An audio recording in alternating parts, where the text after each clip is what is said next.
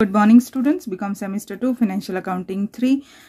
इस particular video में हम बात करेंगे sum number 26 which was asked in Gujarat university 2022। ये हमारा जो चैप्टर है फाइनल अकाउंट्स ऑफ कंपनी वो कंटिन्यू है। लास्ट लेक्चर में हमने एक शॉर्ट सम किया था और मैंने आपको नोट्स एक्सप्लेन किए थे बैलेंस शीट के। तो आज इस वीडियो में 26(1) that is the balances of कैशमिया fabrics limited. Okay, now you have to prepare balance sheet only as per part 1 of schedule 3 of the Companies Act which is written over here. Balance sheet बनानी है सिर्फ university 22 में पूछा है आपको। ये trial balance है। एडजस्टमेंट मुझे अभी तक सम में दिखे नहीं, बट इसके बाद अगर मैं आपको कोई सम करवाती हूँ तो that is definitely only for the adjustment. चलिए स्टार्ट करते हैं सम नंबर 26। सबसे पहले हम ट्रायल बैलेंस में से देखकर नोट्स बनाएंगे। नोट्स आपको बनानी कंपलसरी है सम्स के अंदर, लेकिन कई बार ऐसा होता है कि आप अपने जो नोट्स लिखे हैं और आप वो नोट्स को यहाँ पर बैलेंस शीट में इस तरह से लिखते हैं। और समटाइम्स आप ये भी कर सकते हैं कि कुछ ऐसी एडजस्टमेंट हो उसके नोट्स बनाएं और जो डायरेक्टली हम लिख पाएँ तो वो लिख सकते हैं। पर याद रखिए नोट्स उसी की बनेगी जिसके लिए ट्रायल बैलेंस में ट्रांजेक्शन हो। आपको कंपलसरी नहीं है कि ये सारी नोट्स बनानी ही बनानी है। जैसे कि हमारा पिछला सम और ये वाले सम में हम कंपेयर कर लेंगे कि देखो इसमें ये नोट्स हैं, इसमें ये नोट्स नहीं है, तो नोट्स आप उसी के बनाएंगे जिसके ट्रायल बैलेंस में अवेलेबिलिटी हो। अदरवाइज नोट नेसेसरी कि आप हर एक 1 to 1 सारी नोट्स बनाएं और वही नोट को आप बैलेंस शीट में लिखेंगे। स्टार्ट करते हैं। हमारा पहला transaction plant and machinery which is 5,40,000। तो प्लांट एंड मशीनरी हमारी फिक्स असेट्स है, तो फिक्स असेट हम यहाँ पर लिखेंगे tangible assets plant and machinery. हम प्लांट एंड मशीनरी को आउटर कॉलम में लिख देंगे।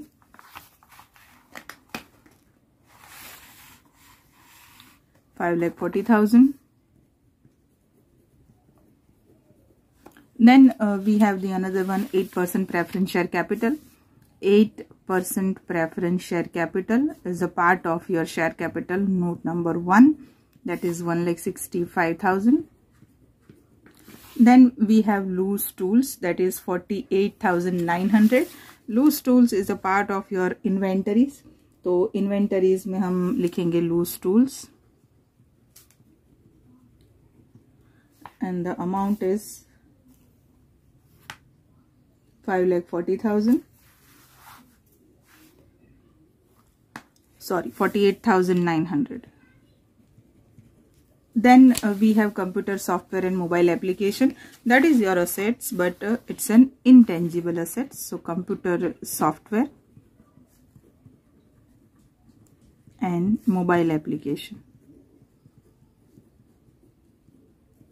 which is 24,975. Then we have advertisement suspense account is a part of your non-current assets. ये भी हम non-current assets ये भी हम सीख चुके हैं। कब? आपके लास्ट सम में, शॉर्ट सम में। वीडियो को हमेशा 1 by 1 जाइए क्योंकि वो बहुत ज़्यादा ज़रूरी है आपके लिए। Other non-current assets, advertisement suspense account which is 9,000. Then we have 12% investment, that is our investment, but which kind of investment? That is our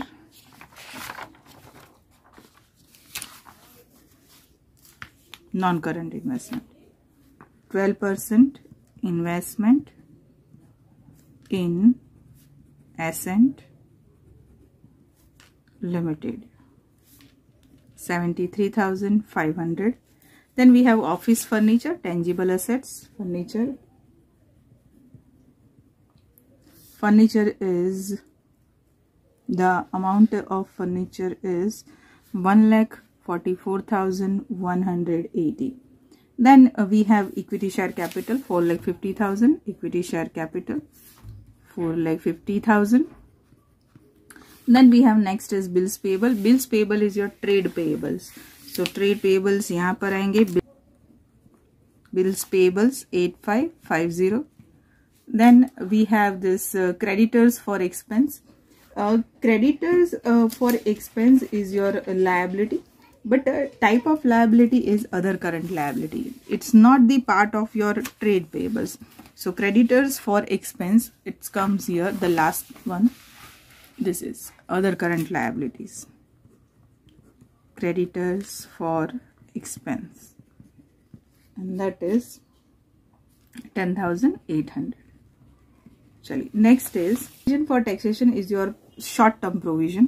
तो हमारा जो short term provision note number 8, provision for taxation 7965. Okay, the next one is spare parts and stores. That is your assets, but here it is considered as your inventories. Spare parts and stores. तो inventories में spare parts and stores, and that is 30,060. उसके बाद आता है cash and bank balance, which is your cash and cash equivalents. Here it is cash and cash equivalent, cash balance, and that is 6900. Then we have debtors, current assets, but trade receivables. So debtors, and the amount of debtors is 57,000. Then we have business loan, mortgage, your borrowing but long term borrowing. So here you can write down mortgage loan, and that is 93,000. Then we have general reserve, but obvious reserve and surplus. General reserve is 1,24,500. Then we have the next one is creditors for goods. It is considered your trade payables. Yeah, here it is trade payables, creditors, which is 42,000 if I'm not wrong. Yeah, 42,000. Then next is cash credit. Now what is cash credit? It's your borrowing, but short term borrowing. It's not a long term borrowing. So ये रहा short term borrowing, cash credit, and that comes to 22,500. Then we have accrued interest on investment. This is your assets, but it is considered as other current assets क्योंकि आपको पैसा मिलने वाला है interest investment के ऊपर. तो here it is accrued interest on investment, and your amount is 15,300. Then next and the last is staff welfare fund. I think I explained you this thing also in the last lecture. Staff welfare fund for the long term provision for your employees. तो ये long term provision, staff welfare fund.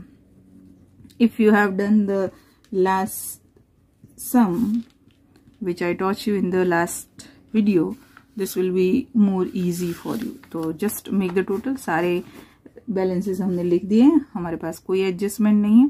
So this is the total 615. Then staff welfare, जहाँ total की ज़रूरत नहीं है, मैं सीधा जाने दे रही हूँ उसको. Yeah, here it is 50,550. Then here it is, yeah, tangible assets, and the total is 6,84,180. Yeah, here it is inventories. आपके inventories का total है 78,960. That's it. We don't need any other total. सीधा सा हम हमारा एक बैलेंस शीट रेडी कर देंगे. Balance sheet of CASAMIA Fabrics Limited as per part 1 of schedule 3. Okay, this is necessary. चलिए अब यहाँ पर बैलेंस शीट में आपको याद क्या रखना है? Equity and liability assets. Equity and liability के 3 part, share holders fund, non current liability and current liability. Assets के 2 part, non current assets and current assets. Very simple, you must remember the title. Now equity and liabilities में पहला जो share holders fund है that is only for capital and reserve and surplus. Non current liabilities, current liability I will explain. Assets it's very simple, आपके tangible, intangible, investment and non current assets. और current assets में भी आपके 4 चीजें आपको याद रखनी है: inventories, trade receivable, cash and other current asset. ठीक है, तो शेयर कैपिटल की अगर हम बात करें तो आपकी जो आपको जो टोटल है वही लिखना है, आपको अलग से लिखना नहीं है. तो share capital total is 6,15,000. Note number 1 6,15,000. The student ask me कि नोट हर एक में बनाना ज़रूरी है. प्रिफरेबली कि आप नोट बनाकर ही लिखें, भले ही फिर उसमें एक ही ट्रांजेक्शन क्यों ना. अदरवाइज जैसे शेयर कैपिटल 2 है तो इसका नोट लिखा, रिजर्व एंड सरप्लस में सिर्फ जनरल रिजर्व है तो बी करके आप यहाँ पे जनरल रिजर्व करके सीधा अमाउंट लिखेंगे, नोट नहीं लिखेंगे क्योंकि आपने आगे नोट नहीं बनाया है.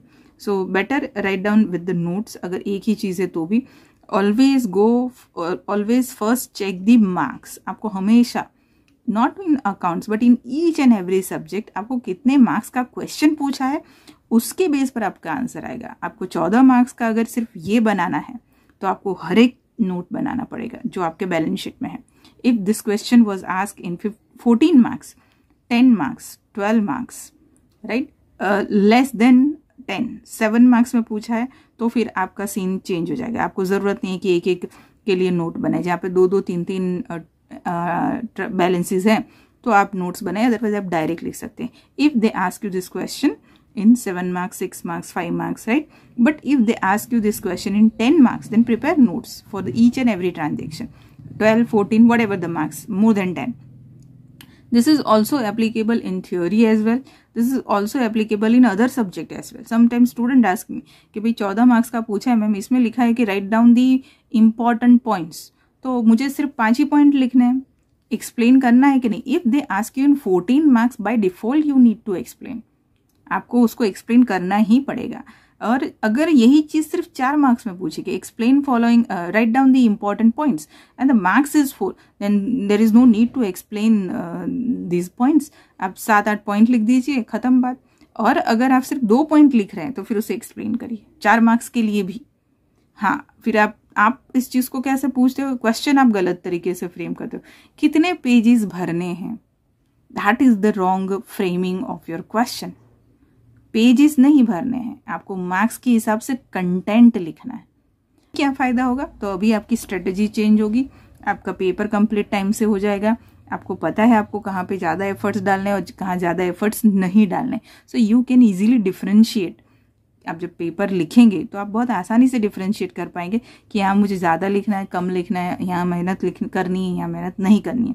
वरना तो हम तो क्या करते हैं, हम वो कोलू का बैल होता है, ये फ्रेज शायद आपने सुना होगा. कोल्हू का बेल का मतलब होता है कि जो अपनी बुद्धि नहीं लगाता उसे कहा जाता है कि आपको इतना काम करना है और वो गोल गोल घुमा दिया जाता है. बस वो उसमें घूमता रहता है, तेल निकलता रहता है, वो घूमता रहता है, बट वो उसको उतना ही पता है. हम कोल्हू के बैल नहीं है, हमारे पास दिमाग है और हमें पता है कि हमें किस तरह से काम करना है. ओके, चलिए, एक्स्ट्रा बातें बहुत हो गई. एक्स्ट्रा नहीं, बहुत काम की बात हुई है, बट एनीवे. चलिए, रिजर्व एंड सरप्लस तो हमारा सेकेंड नोट है. And the total, just write down second and just write down the total 1,24,500. Okay, ये 2 चीजें. अब नॉन करंट लायबिलिटी, तो आ जाइए वापस. नॉन करंट लायबिलिटीज में क्या क्या आएगा, तो जो आपका नॉन करंट लायबिलिटी उसमें एक ये है लॉन्ग टर्म बोरोइंग, ठीक है, फिर short term borrowing and long term provision. ये तीनों चीजें जो है that is the part of your non current liability. फिर करंट लायबिलिटीज में क्या आएगा, तो करंट लायबिलिटीज में आता है आपका trade payables, other current liabilities. Short term provision होते हैं तो शॉर्ट टर्म प्रोविजन आएगा. कई बार लॉन्ग टर्म ने शॉर्ट टर्म प्रोविजन दोनों है, long term and short term borrowing दोनों हैं, तो आपको इस चीज को हाईलाइट करना पड़ेगा. तो यहाँ पर हम नॉन करंट लायबिलिटीज में सबसे पहले लिखेंगे लॉन्ग टर्म बोरोइंग. मैं लिख ही देती हूँ, फिर बाद में अमाउंट लिखते हैं. Then the second is short-term borrowing. Then third is your long-term provision.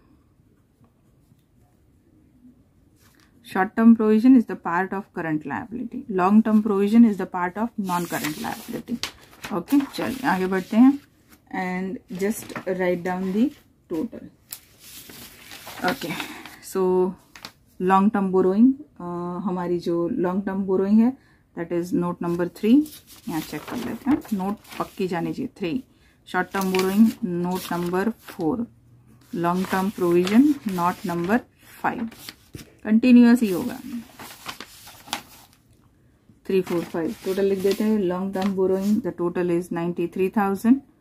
short term borrowing, the total is 22,500, and long term provision, the total is 25,500. that staff welfare fund, right? Current liabilities में हमेशा याद रखिए the first one is trade payables, जिसको exam आने हम creditors और bills payable और that overdraft, bank overdraft अलग करके लिखते थे। तो चलिए ट्रेड पेबल्स का प्रोविजन कौन सा होता है? तो trade pebbles note number 6, other current liabilities note number 7, other current liabilities. देखिए कितनी अच्छे से हमारी बैलेंस शीट बनती है। And the third one is I think short term provision, short term provision, that is note number 8, short term provision. Okay, so let's start 6, 7, 8 and write down the amount. Trade payables is 50,550, other current liabilities is 10,800, and short term provision is 7,965. Make the total of this. Now assets, non-current assets. non-current assets में सबसे पहले हमारे tangible assets and intangible asset। हमारा एक ही ये जो note का जो नंबर है वो इसी तरह जाना चाहिए, तो चीज़ें आपकी बहुत आसानी से कंप्लीट हो जाए। 9, 10 आपके टेंजिबल और इंटेंजिबल असेट्स की नोट है। अमाउंट लिख देते हैं 684 180 एंड इंटेंजिबल असेट है 24,975। उसके बाद हमारे आते हैं non current investment and other current investment. Non current investment है 12% investment and other non current assets है एडवर्टाइजमेंट सस्पेंस अकाउंट। ये हमारा लास्ट लेक्चर में भी था, तो लिख देते हैं note 11 and note 12।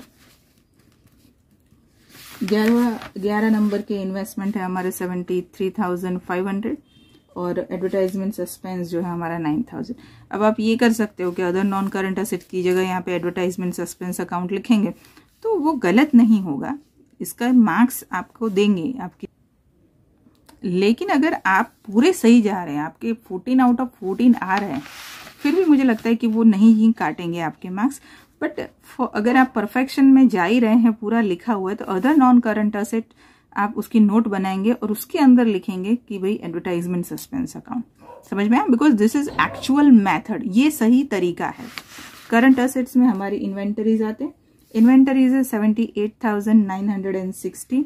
Let's check the note. Inventories में हमारा नोट नंबर 13, नोट नंबर 14 है ट्रेड रिसीवेबल्स, डेटर्स और बीआर वाली, and the total of that is 57,000। Then we have cash and cash equivalent, एक ही था हमारा cash balance 6900, that is note number 15, and other current assets note number 16, 15,300। ये रहा last 15,300 correct है। 16 note बने थे हमारे, 16 नोट हमने यहाँ पे लिख दिए हैं। टोटल करेंगे, दोनों साइड का टोटल सेम ही आएगा हमारा 9,49,815। This is the way you can prepare your balance sheet. इसी तरह आप अपने बैलेंस शीट बनाएंगे। देखिए बिल्कुल समय नहीं लगेगा अगर आप एक सही मेथड को फॉलो करते हैं, एक सही तरीका इसको अपनाते हैं। It's perfectly super way to prepare your balance sheet. Exam में सम आने ही वाला है तो आपको तैयारी करनी ही पड़ेगी। चलिए इसके बाद मैं सिर्फ अब एक ही सम कराऊंगी बैलेंस शीट का, and that is with adjustment. और क्योंकि कई स्टूडेंट्स ने कहा भी है, आई थिंक 22 कहा है मुझे करवाने को, तो let's do sum number 22 in the very next lecture, क्योंकि उसमें एडजस्टमेंट भी है और अच्छे खासे मुझे ट्रायल बैलेंस में उसके बैलेंसेस भी दिखाई दे रहे हैं। तो फिर चलिए सम नंबर 22 ही करेंगे नेक्स्ट लेक्चर में, and then we will shift to PNL account. पर I think before PNL account मैं डिबेंचर्स को ले लूंगी। चलिए तो फिर मिलते हैं नेक्स्ट लेक्चर में। Till then everyone, bye bye.